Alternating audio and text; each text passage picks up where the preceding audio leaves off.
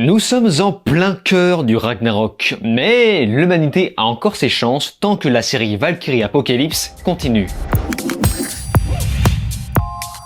Salut à tous, c'est Vince sur Plot Time et on se retrouve aujourd'hui pour parler d'une série animée japonaise du nom de Valkyrie Apocalypse, produite par le studio Graphinica. Rappelez-vous, la première saison est sortie le 17 juin 2021. Pour ceux qui ne le savent pas, c'est adapté d'un seinen scénarisé par Shinya Umemura et Takumi Fukui. Et ça a été dessiné par Ajichika. Encore une fois, désolé pour la prononciation. Alors pour ceux qui me suivent depuis un moment, j'avais déjà fait une vidéo sur la première saison et j'ai été non seulement très surpris par l'engouement autour de cette série, mais surtout par rapport au retour très négatif des gens, des fans du manga. J'ai vu beaucoup de déçus par rapport au matériau de base, ce dernier étant connu pour ses dessins et ses planches riches en détails. Donc logiquement, ça fait un choc de passer radicalement à de l'animation 2D, une animation qui doit forcément lisser le rendu pour produire plus rapidement. Mais pour ma part, je suis plutôt à l'aise avec les animés japonais et je fais partie des rares à trouver cette série pas particulièrement moche. Elle a même eu le droit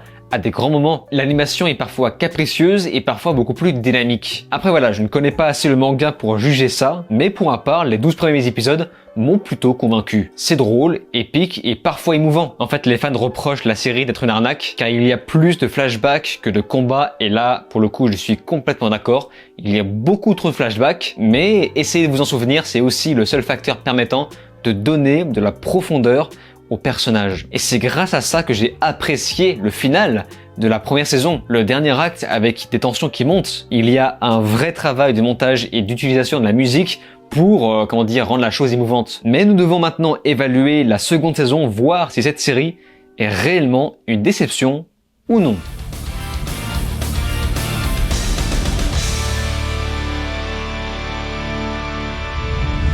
Dans un monde où les dieux sont lassés des humains, ils décident de tous s'affronter au sein d'une arène. 13 dieux contre 13 humains pour décider du sort de l'humanité. Exténuée à la fin de la première saison, l'humanité n'a pas encore perdu son combat. C'est dans ce nouveau round que de nouvelles têtes vont débarquer pour, bien sûr, vous l'avez compris, se mettre sur la tronche. Alors nous avons seulement 10 épisodes dans cette seconde saison, soit 2 de moins que la précédente, et on ne change pas d'équipe qui gagne car on va à nouveau beaucoup blablater entre chaque combat, mais quand même, le premier épisode va nous régaler avec un premier combat en guise de mise en bouche. Et honnêtement, c'est pas dégueulasse. D'autant qu'arrivé à la fin du premier épisode de la saison 2, on se dit ah ça y est, c'est déjà fini. J'aime beaucoup l'idée de mélanger la culture nordique, grecque, indienne du côté des dieux face au folklore japonais et maintenant anglais pour forcer le contraste entre les dieux et les humains. Évidemment, c'est toujours très cartoon, mais très gore et graphique dans sa violence, ce qui fait vraiment bizarre lorsqu'on voit ce contraste en prenant du recul sur la série. Vous vous en doutez, de nouvelles têtes vont apparaître. Chaque épisode va en rajouter une couche sur le background d'un personnage par le biais de flashbacks. Alors certes, ça fait moins de combats, mais je trouve qu'il n'y a pas d'arnaque concernant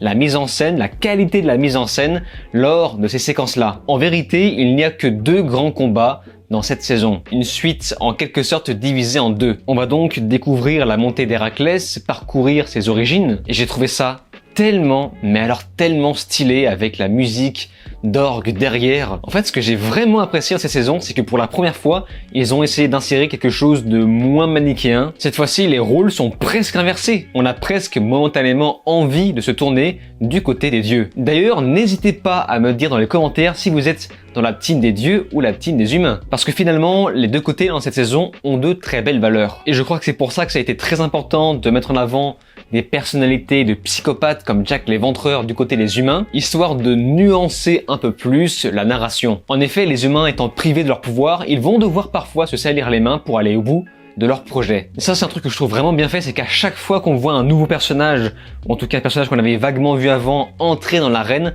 en fait on s'en fout un petit peu, puis vient un long flashback sur un personnage depuis ses origines, et à chaque fois c'est vraiment triste, ça nous prend en trip. Chose à part, évidemment c'est une série à voir en japonais, bien sûr, mais pour le coup je trouve que la VF n'a rien de dégueulasse. Donc c'est à vous de choisir. Sur le reste, je ne sais pas si vous êtes d'accord, mais j'ai trouvé cette nouvelle saison tellement supérieure visuellement, vraiment il y a eu un gros gap. Surtout sur les gros plans, on voit bien la finesse de l'ancrage, les petits détails du trait. Et ce n'est pas tout, la composition d'image est magnifique, les animations sont plus variées que son prédécesseur, avec un vrai travail autour des couleurs. Il y a même de bons effets de distorsion de perspective. Le premier épisode met directement le paquet et j'ai eu espoir que le niveau se maintienne jusqu'à la fin. Et spoiler, oui, c'est bien le cas. De plus, comme beaucoup de séries d'animation, il y a de la 3D, certes, mais très peu, juste ce qu'il faut pour accompagner les effets dynamiques. Je crois que la production a réellement pris en compte la critique des fans, qui étaient plutôt frustrés de la première saison, puisque pour moi, visuellement, ça a été un plaisir. Et puis en plus, le chara-design est tellement stylé, c'est vraiment,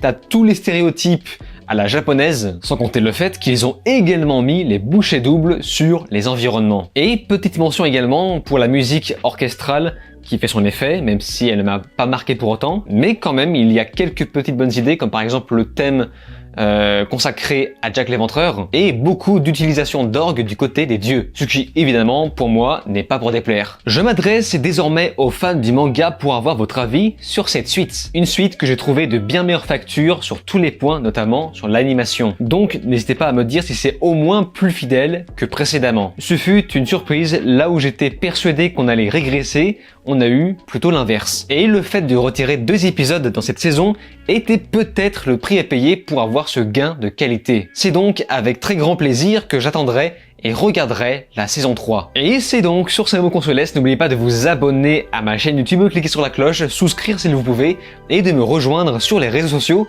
Je vous dis alors ciao et à la prochaine.